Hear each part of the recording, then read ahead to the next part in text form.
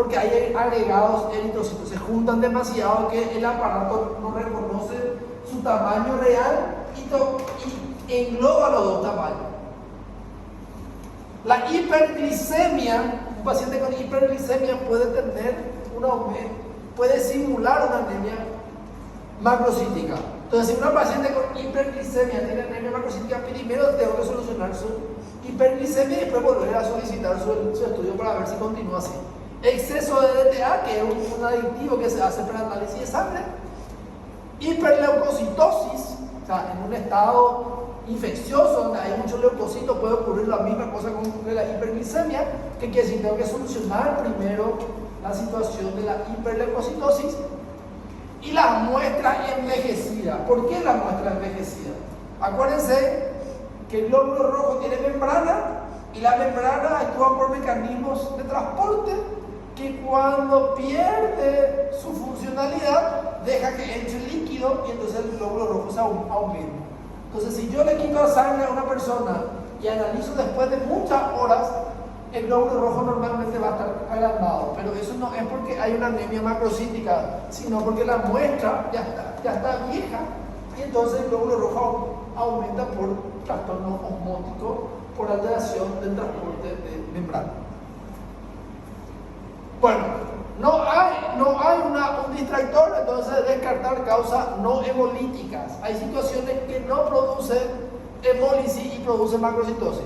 Hepatopatía. Si el paciente tiene una hepatopatía va a tener una anemia macrocítica. Entonces se trata del problema de su hepático. Alcoholismo.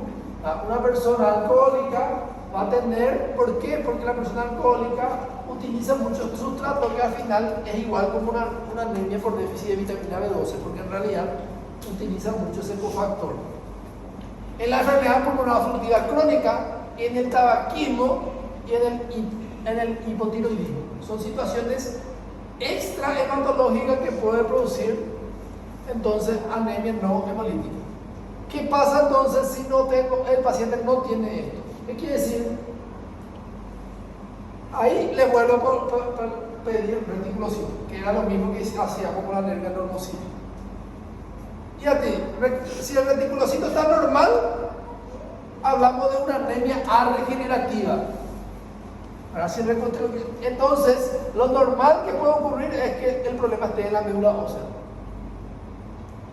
Entonces, tengo que buscar patologías de la médula ósea mediante una punción de médula ósea. Entonces, macrocitosis, reticulocito normal, punción de médula ósea para descartar neoplasias de la médula ósea. Ahora, ¿qué pasa si el reticulocito está bajo? Entonces yo tengo que descartar si el problema no sea por déficit de ácido fólico que produce una anemia macrocítica, sino hay un déficit de vitamina B12, un exceso de homociteína y metilbalónico.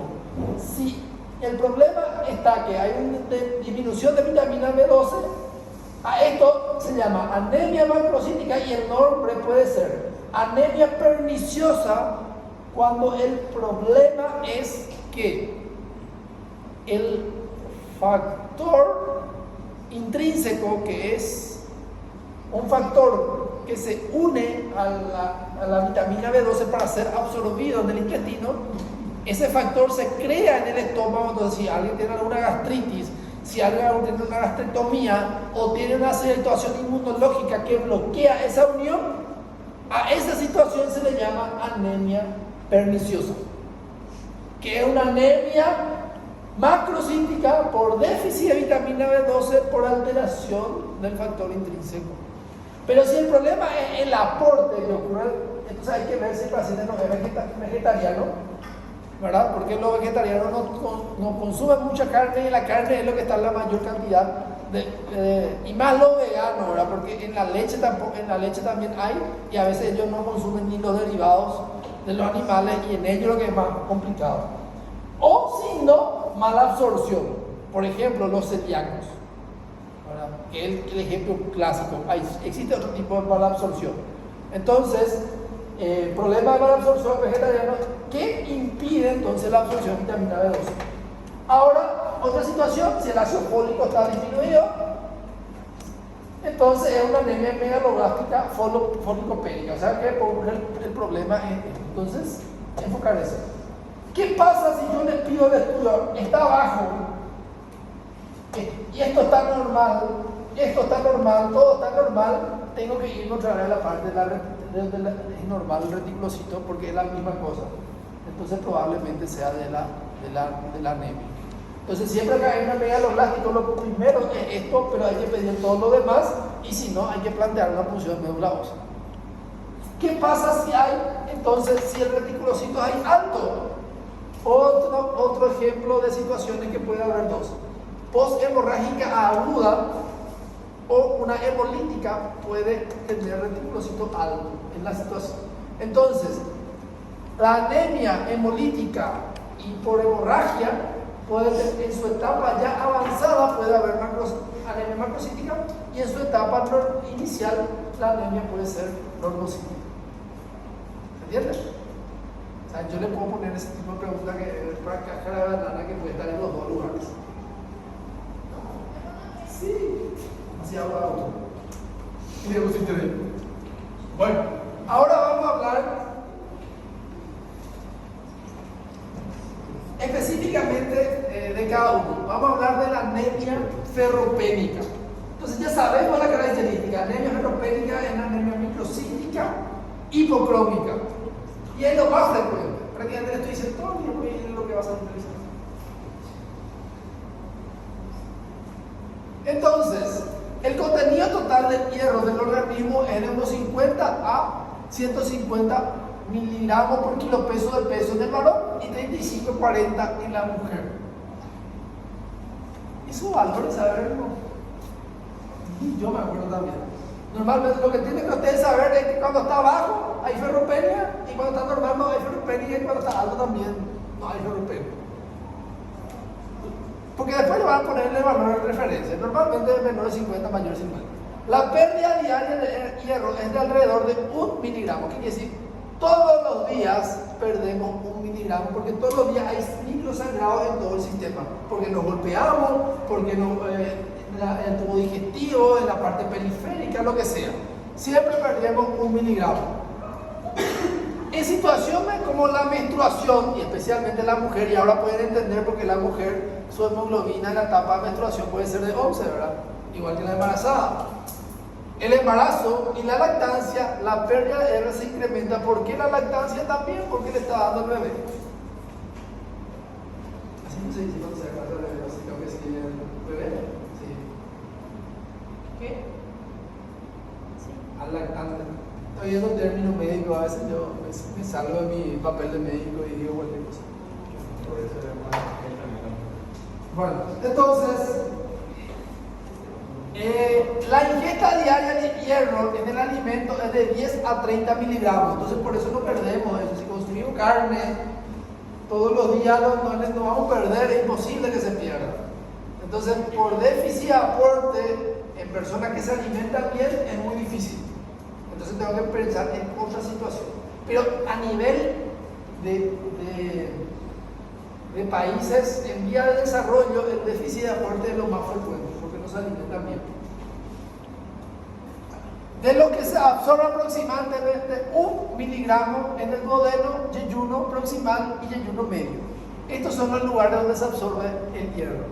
Entonces se puede entender que una persona que pierda de esa parte intestinal van a perder la capacidad de absorber hierro. Yeyuno, duodeno, yeyuno proximal y yeyuno medio. Una vez que es absorbido, el hierro es transportado en la sangre a través de la transferrina. ¿Se acuerdan de este? Que era la que aumentaba cuando había anemia ferropénica.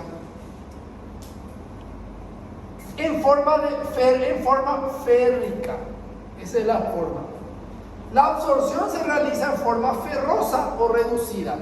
Por eso es que ustedes van a ver, si se van y van a comprar el comprimido, dice hierro ferroso, porque es la forma que se absorbe del intestino y después se transforma en férrica para poder unirse a la transferrina.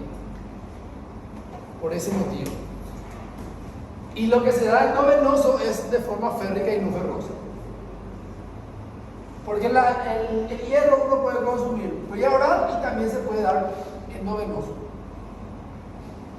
Solo que para dar endovenoso tiene que ser una situación extrema, porque tiene muchas complicaciones, anafilaxia y otras situaciones.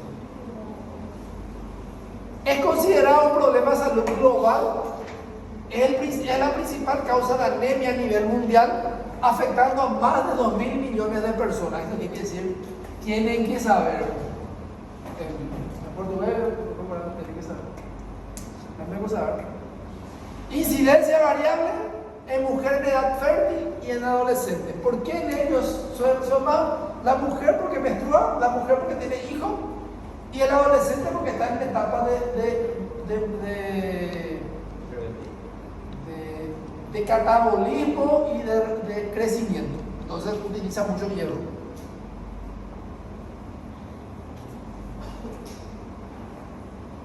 Estos valores tampoco necesitan saber de memoria, solo para que ustedes puedan entender dónde nosotros tenemos depósito de hierro.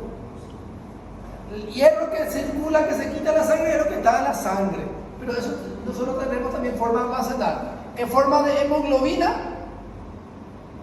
¿sí? Forma parte de la parte de hemoglobina. Por eso que cuando la hemoglobina disminuye, nosotros tenemos anemia. Y la mioglobina, que es igual que la hemoglobina, pero es del músculo y sirve para darle oxígeno al músculo otra vez de reserva. Después tenemos el de la transferrina. Como podemos ver, la transferrina es lo menos que tenemos. Y después tenemos las formas de depósito de hierro, que son la ferritina y compañía. Prácticamente la mujer lleva casi la misma proporción. La mujer almacena menos, ¿verdad? Por eso también es otra situación, porque la mujer es más vulnerable, pero también tiene forma de hemoglobina y también forma de mioglobina y en forma de transferrina. Prácticamente es casi la misma proporción, solo que la mujer almacena menos.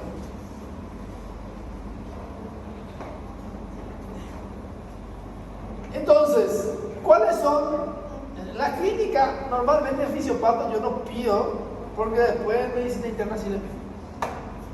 Pero para que vayan ya familiarizándose los síntomas generales que tienen. Astenia, o sea, una persona con anemia tiene cansancio fácil. ¿Por qué? Porque el glóbulo rojo es la que lleva el oxígeno, que es fuente de energía para el organismo. Irritabilidad, porque si el oxígeno no llega mucho bien al oxígeno, al cerebro, el cerebro entonces reacciona mal. Palpitaciones, ¿por qué? Porque el corazón trabaja con oxígeno para irrigar su músculo y entonces, ¿qué pasa? Se da cuenta que hay poco y es la misma cosa lo que ocurre con la transferrina. Aumenta la frecuencia cardíaca para poder hacer circular rápido y no falte. Entonces hay palpitaciones porque hay taquicardia. Mareo, ¿por qué? Porque hay poco oxígeno y si el cerebro no recibe oxígeno suficiente se marea fácilmente. Cefalea, la misma cosa. Y disnea, porque hay poco oxígeno y entonces el organismo necesita. La disnea es una sensación justamente de falta de aire. Entonces, la anemia es una causa de disnea, que puede ser diagnóstico diferencial de incluso una insuficiencia cardíaca o otro trastorno que produzca disnea. Consecuencia derivada de la ferropenia. Si la anemia se debe por una disminución del hierro, esta es general, para todo tipo de anemia, tenga o no tenga ferropenia, esto puede tener. Pero el que tiene ferropenia, esto es específico de la ferropenia. Estomatitis, es como si fuera que se inflama todo, en realidad se inflama todo, la mucosa, y a eso se llama estomatitis.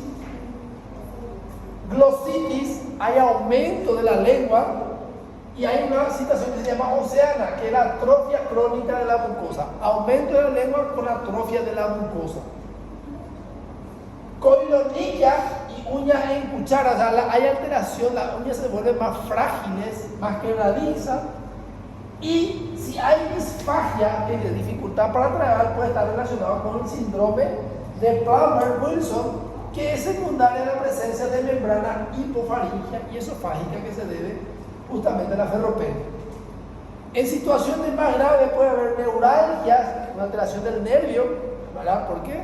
Justamente no tiene su nutriente, hiperestesia y ocasionalmente hipertensión intracraneana benigna. Esta situación no es muy frecuente. El paciente tiene mucha cefalea y tiene anemia y no calma con la analgesia. Porque el problema es que tiene que solucionar su anemia ferropénica para que pare eso. Y hace como uno signo de hipertensión intracraneana benigna. Aumenta la presión dentro del cráneo por una anemia. Situación no muy frecuente, pero ocurre. Então, esses sintomas são causa de uma anemia ferropênica não tratada. Así mismo. Então, só tem essas consequências se não tratar a... Si el paciente tiene una anemia ferropénica, si tiene déficit de hierro, puede llegar a tener estos síntomas. Todas las anemias pueden tener estos síntomas, pero esto es específico de la anemia ferropénica.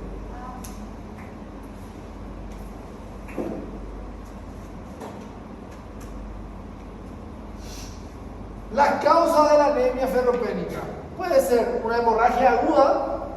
Si uno está, acuérdense que en la hemoglobina se encuentra el hierro, y si pierdo hemoglobina, pierdo hierro. Cualquier tipo de hemorragia aguda, intestinal, por arma de fuego, por arma blanca. Hemorragias crónicas, las más frecuentes son la gastrointestinal. En varones y en las mujeres puede ser incluso posmenopáusica por trastornos dismenorreicos. Puede ser por una esofagitis, gastritis, puede incluso ser una neoplasia, infecciones, angiodisplasia, todo lo que afecta el sistema gastrointestinal y produce pérdidas de forma crónica. Y a veces esto solo se puede detectar con un test de guayaco o una endoscopía. Genitourinarios, metrorragia en la mujer, hematuria, también que puede ser la mujer, pero puede ser más en el varón, ¿verdad?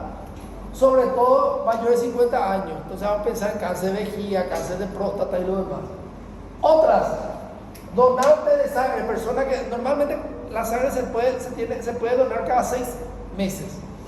Si yo estoy donando muy seguido, estoy dando mi hierro con mi hemoglobina, entonces mi organismo no se repara y puedo tener entonces una anemia ferropénica por donar mucha sangre también. Iatrogénica es cuando los médicos le quitamos mucha sangre para hacer estudio laboratorial o cualquier estudio. Entonces, paciente que se queda mucho tiempo internado y todo el tiempo necesita extracción, va a hacer una anemia ferropénica. Postoperatorio, por el mismo acto quirúrgico donde se lesiona estructura y se pierde sangre. Y en el parto, en las mujeres embarazadas. También puede ser por hemólisis intravascular, hemoglobinuria paroxística nocturna, donde el problema es la destrucción de los glóbulos rojos. Otra situación puede ser por disminución de la absorción de hierro. Poco frecuente, hay que sospechar cuando no existe una etiología clara o hay una escasa respuesta al tratamiento sustitutivo. ¿Qué quiere decir? Si yo le estoy dando, para el paciente tiene una anemia ferropénica, y le estoy dando hierro, la cantidad que corresponde, y el paciente no está mejorando, tengo que pensar que hay una mala absorción. Alguna parte del intestino o en toda parte del intestino no se está absorbiendo bien. Eso que le estoy dando. Sospechar cuando no existe una etiología o hay una escasa respuesta al tratamiento sustitutivo. Medicamentos y alimentos, por ejemplo, calcio. Cuando se consume mucho calcio también puede unirse al hierro, produce una queración y entonces hace como un secuestro. Déficit dietético, o sea, si no se está alimentando bien, ahí están los vegetarianos, los veganos o que tengan alguna dieta especial. Los celíacos por la mala absorción que ya estuvimos viendo. Infección por el Helicobacter pylori. ¿Por qué el Helicobacter pylori? Porque produce una gastritis y esa gastritis puede producir pérdida de sangre. La gastritis atrófica autoinmune, enfermedad inflamatoria intestinal, cirugía de bypass gástrico, tratamiento con eritropoyetina en pacientes con insuficiencia renal crónica, o puede ser por aumento de la demanda en niños, adolescentes, embarazo, lactancia, donde se utiliza mucho entonces el hidrocloro. Y se acuerdan que yo les dije que una persona puede tener anemia ferropénica, pero cuando está empezando la ferropenia puede incluso no ser diagnosticado y el paciente tiene una normocitosis. Solo cuando van perdiendo los depósitos medulares de hierro, ahí todavía no hay síntomas, como pueden ver. Cuando pierde del hígado, de la médula ósea o del sistema macrocítico, prácticamente tenemos no hay muchos síntomas. Pasando el tiempo, eso hay una depresión del hierro. Si ustedes pueden ver la ferritina sérica, cuando está normal la ferritina de 50 a 200, cuando comienza a disminuir el hierro, uno de los primeros marcadores que disminuye, la reserva de hierro prácticamente permanece dentro de los parámetros normales, la saturación de transferrina disminuye, la hemoglobina todavía no se modifica. ¿Qué quiere decir? Si yo a una persona en la etapa de depresión de hierro le pido un hemograma, en esa etapa va a estar todo normal aparentemente. La hemoglobina va a estar bien, el hematocrito también va a estar bien y las reservas también van a estar bien. Pero mi problema va a disminuir mi ferritina, que es mi hierro de almacenamiento, y va a disminuir la saturación de transferrina.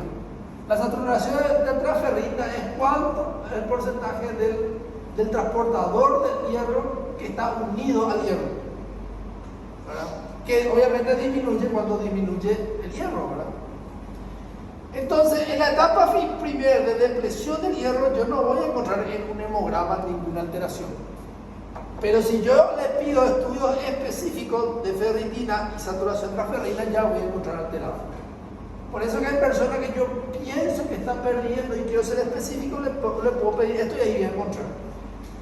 Ahora, cuando ya hay déficit de hierro y de la eritropoyesis, yo puedo ver que el depósito de hierro, no solo en la médula ósea, sino el que está libre y unido a proteínas también se disminuye escasamente. Entonces, ahí disminuye más la ferritina, disminuye más lo que sería el porcentaje de saturación de transferrina y ya comienza a haber disminución del hematocrito.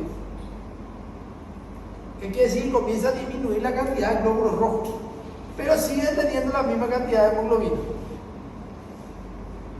Entonces, solo en la etapa de anemia ferropénica comienza a disminuir la hemoglobina y ahí disminuye todo bien marcado. ¿Se entiende? Entonces, si yo les digo, en la etapa inicial del déficit o pérdida de anemia, yo tengo alteración de la hemoglobina, es falso. La hemoglobina es lo último que se pierde. ¿Cuál es lo primero que se altera? La ferritina y la saturación de transferrina. ¿Qué le sigue después? La alteración del hematocrito. Por último, a la hemoglobina. ¿Qué quiere decir? Que cuando yo hago el diagnóstico de una anemia microcítica, ferropénica, ya casi no tengo hierro en ningún lado. Eso es lo que me quiere decir.